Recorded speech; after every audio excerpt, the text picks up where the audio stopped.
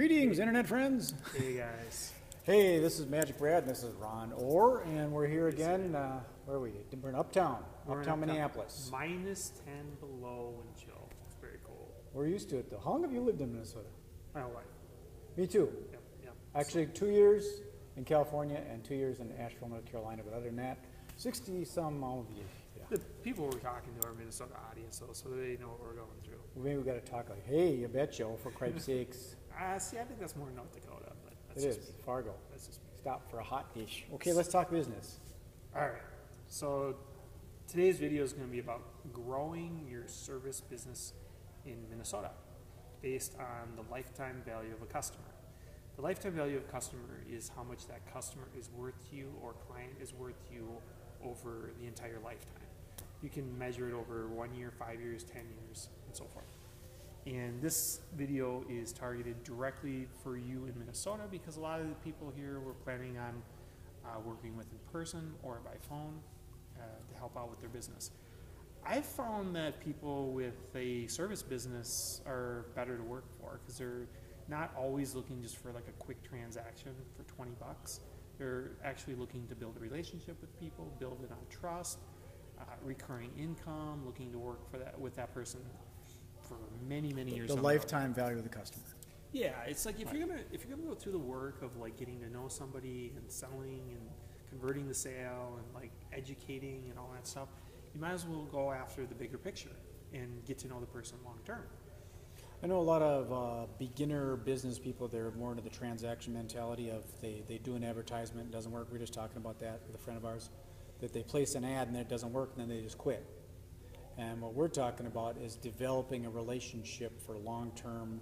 Like a good example is like real estate agents. They may work with people for a long time before the person actually buys a house. Yeah, and once they do that, they might buy one house every 5 years. They might upgrade. So absolutely, and especially if they're an investor, they'll buy a second house and a third house and stuff like that. So, sure. So when we talk about lifetime value of customer, one thing that we've been working on here in the last few days is this idea of reverse engineering who your avatar or who your exact client is. So, for example, what a lot of people on the internet do nowadays is they get really excited about just these very easy, low barrier to entry engagement metrics, such as like somebody liking a page. It's like, well, if you got 100 people to like your page in a week, it doesn't mean that's a good lead. It doesn't even mean that's the right person you're looking for.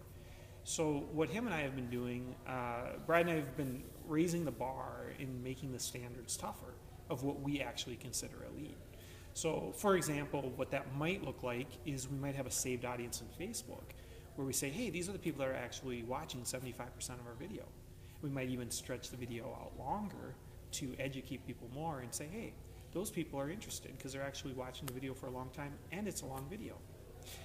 Then Facebook gives us this demographics. Right. It says, this is your age group, 45 to 64 in Minnesota. So we were going for, what was it, like 22-year-olds to 60 plus. Yep.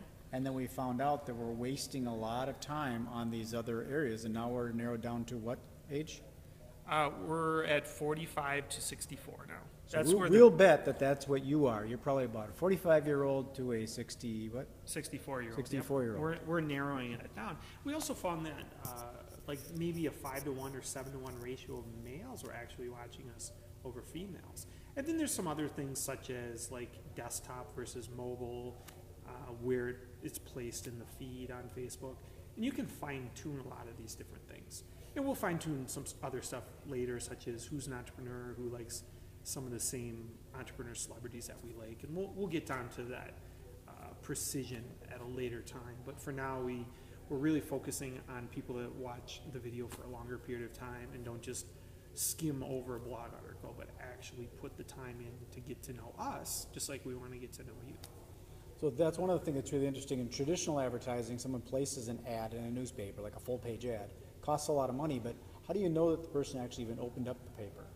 Because the ad is based on how much their circulation and distribution is, but you don't even know if people actually bought the paper, let alone looked and turned the page and looked at the ad.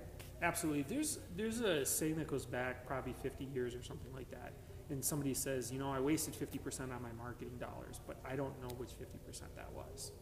And what is happening is a lot of you have studied the 80-20 rule, and with the internet and technology and data, we've actually got more of a 99-1 rule. So for example, we might find that 1% of the people watch 75% of the video that we're doing out of all the people that reach the Facebook feed. And the reason for that is, I mean, it's push marketing. We're interrupting people. There's a pattern interrupt there, and not everyone's going to watch it for more than 3 seconds or even watch it at all.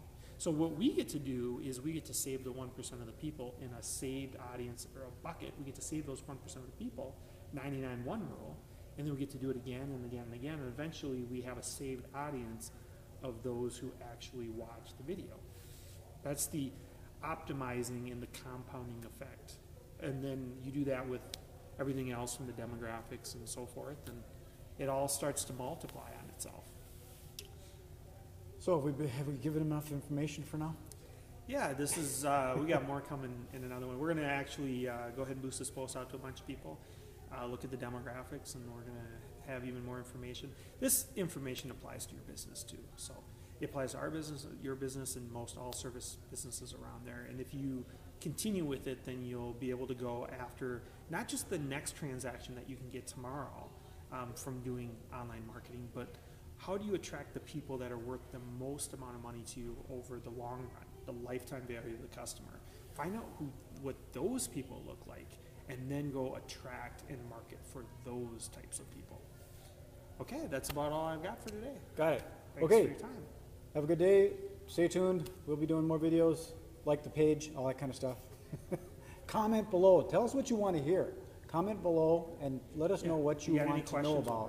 that? Yeah. And then we will hash it through and put it into the cosmos Yeah. and get the information. Let us know your questions. Okay. Thanks, guys. Ron Orr, Magic Brad, be well. Peace. Signing off.